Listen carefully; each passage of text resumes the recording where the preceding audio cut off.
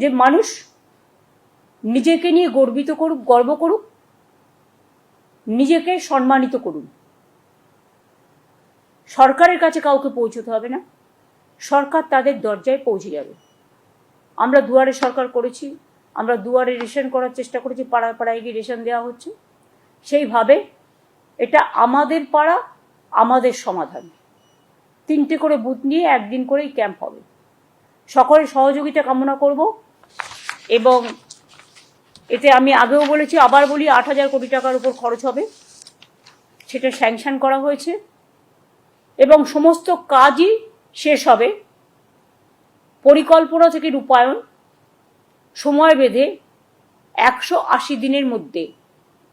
মানে এখানে 3 মাস বলছে, কিন্তু আমায় করতে হবে 2 মাস। কারণ আগে আমরা ঠিক করেছিলাম 2টো করে বুথ নিয়ে করবো, এখন আমরা ঠিক করেছি 3টে করে বুথ নিয়ে করবো। সেই জন্য এটা কমে যাবে টাইমটা, 60 দিনের মধ্যে হবে।